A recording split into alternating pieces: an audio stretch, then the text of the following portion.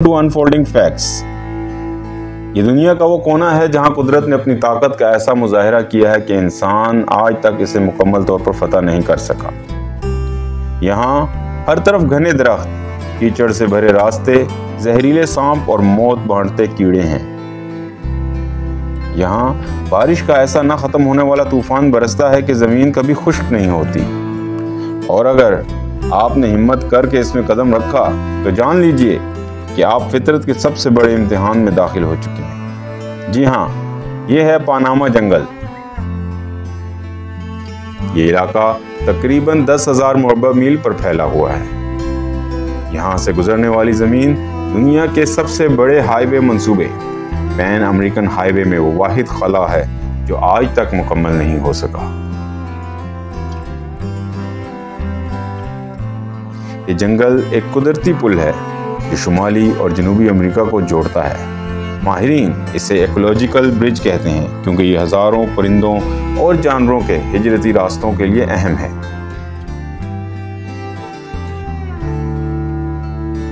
आज के दौर में दारेन गैप सिर्फ एक जंगल नहीं बल्कि दुनिया के सबसे बड़े इंसानी अलमियों में से एक की अलामत बन चुका है। जी हाँ, यही वो रास्ता है जिसे लोग डंकी रूट कहते हैं।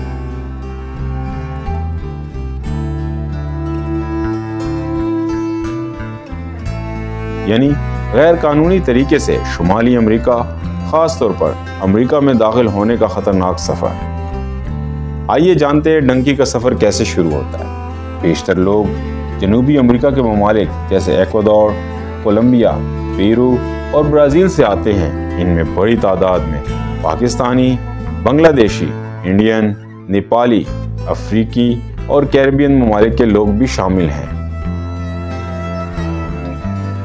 पहले ये लोग कानूनी या गैर कानूनी तरीके से ब्राज़ील या कोलंबिया पहुंचते हैं और वहां से काफलों में दारेन गैप को अबूर करने निकलते हैं।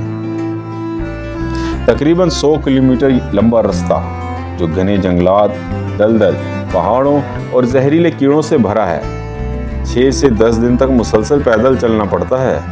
अक्सर मुहाजिरीन के पास ना खाने के लिए कुछ होता है और ना पीने के लिए साफ पानी।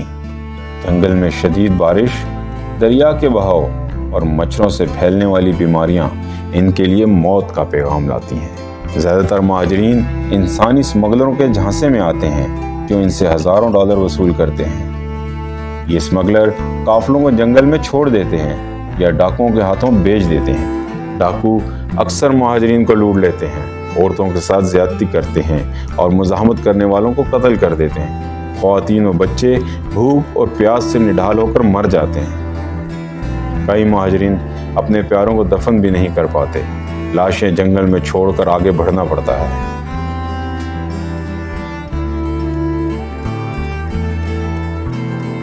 UNHCR और IOM के मुताबिक हर साल 3 लाख से ज़्यादा मुहाजिरीन इस रास्ते से गुजरते हैं। इनमें बड़ी तादाद वेनेजुएला, हेटी और क्यूबा के लोगों की है, लेकिन एशियाई ममालिक के लोग भी मुसलसल बढ़ रहे हैं। 2023 में सिर्फ पाकिस्तानियों की तादाद हज़ारों में रिकॉर्ड हुई है। पाकिस्तान और भारत से आने वाले मुहाजिरीन अक्सर डंकी एजेंट्स के ज़रिए लाखों रुपए देकर ब्राज़ील या कोलंबिया पहुंचते हैं। वो समझते हैं कि दारेन गैप सिर्फ एक आम जंगल है, मगर जब हकीकत सामने आती है तो वापसी मुमकिन नहीं रहती।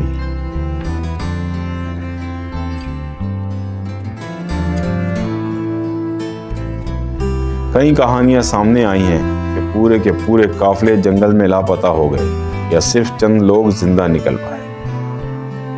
जो लोग इस खौफनाक जंगल को अबूर करके निकल भी आते हैं, इनका असल इम्तिहान तो तब शुरू होता है जब वो पानामा से Costa Rica, Nicaragua, Honduras, Mexico और फिर आखिरकार अमेरिकी सरहद तक पहुंचने की कोशिश करते हैं। लेकिन हकीकत यह है कि बहुत कम लोग कामयाब हो पाते हैं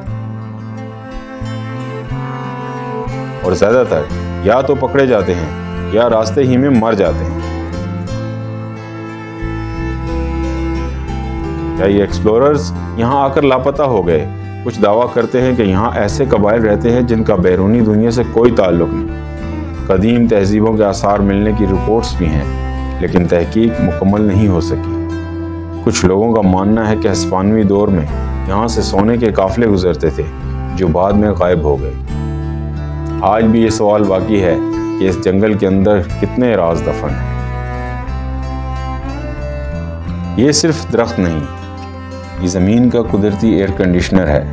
ये फ़िज़ा से जहरीला कार्बन डाइऑक्साइड निकलता है और हमें वो ऑक्सीजन देता है जिस पर हमारी सांसें चलती हैं। यहाँ की नायाब जड़ी बूटियाँ और पौधे वो राज छुपाए बैठे हैं जिनसे कल कैंसर या लाइलाज बीमारियों की दवा बन सकती है। लेकिन सवाल ये है, क्या इंसान इन राजों को सीखेगा या तरक्की के नाम पर इन सब को बलडोजर के नीचे दफन कर देगा?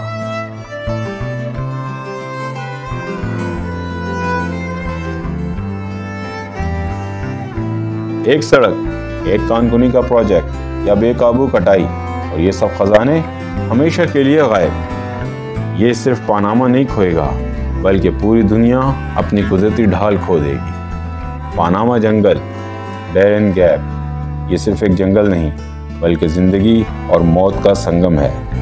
यहाँ हर दरख्त एक राज संभाले हुए है, हर पगडंडी एक कुर्बानी की कहानी सुनाती है। सवाल सिर्फ इतना है, क्या हम फितरत को अपना दुश्मन समझकर इससे लड़ते रहेंगे या इसके साथ मिलकर अपनी बका का रास्ता ढूंढेंगे? अनफोल्डिंग फैक्ट्स के साथ अलविदा।